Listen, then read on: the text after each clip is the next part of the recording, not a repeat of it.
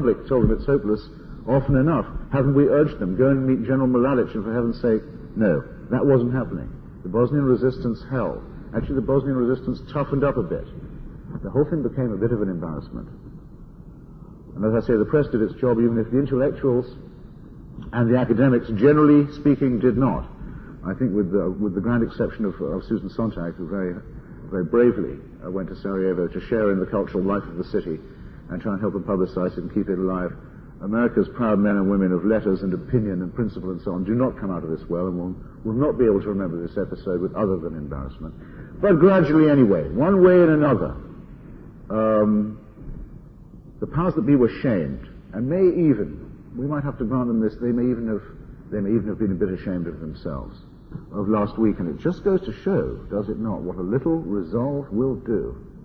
One ultimatum that looked as if it might be real this time, and not only did the Chetnik artillery pull all the way back from Sarajevo and stop firing, even if it has some of it been pointed in other directions, never mind, the siege for the moment is lifted, and it would be very hard to resume. It would not be a local thing now to start the firing again. You'd need to wheel all those guns back in. Will they do it? I don't think so.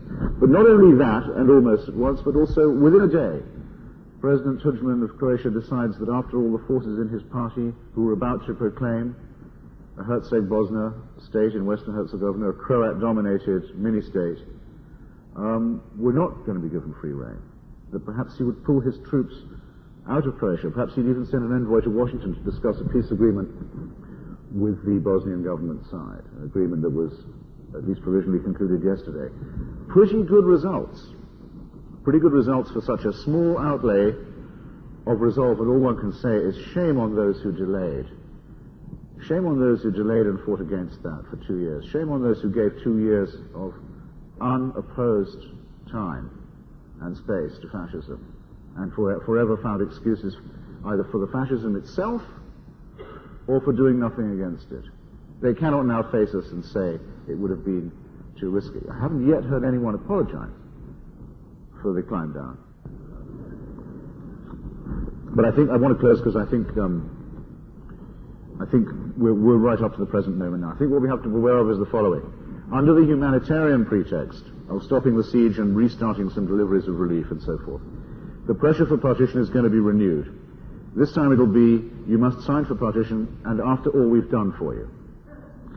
The Russian intervention, which was unilateral and very sudden, and of which Washington was not apprised, and which is difficult to interpret, but cannot be interpreted, I think, as other than objectively pro-Chetnik, was foreshadowed by Mr. Zhirinovsky's visit to Bosnia.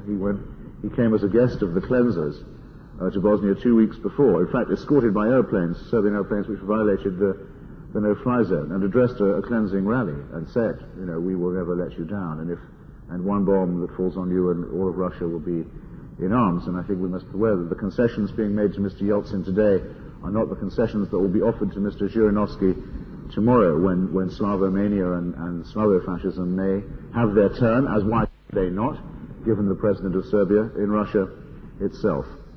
Once again, one must watch out. Never let a politician who reports to you about the progress of the talks refer to the three sides. Ask him what is the position of the government of the Republic of Bosnia-Herzegovina, and if he doesn't say what he thinks it is, remind him that his government recognizes it too, and recognized it solemnly, and recognizes it at the United Nations, and should not be referring to it as a warring faction in some rat fight. This is the sort of subliminal propaganda against which one has had to contend for these 2 years.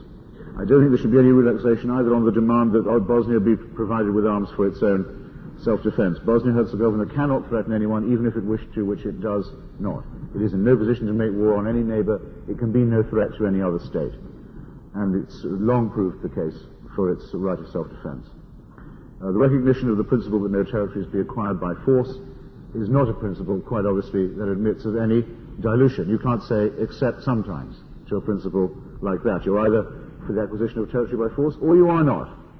Governments that seem to waver on the principle should be held to account for it. And the threat of a wider war could, I think, in this way be averted. Some of the shame of the last 2 years cancelled. But finally, I think what it raises is the question of how we want to live. How we want to live on the planet. The choice has been posed to us pretty starkly, and not just by Bosnia, but by everything that's represented in the three words Ramadan in Hebron, in other words. We know very well that on the march again are the forces of tribalism and racism and religious fanaticism and ethnic exclusivity. And we know the sort of state that they want to create for the heart and the mind as well as for the human body. And we've been here before. And the bell that has been tolling for Bosnia these 2 years, therefore, has been tolling increasingly loudly for us all. Thank you.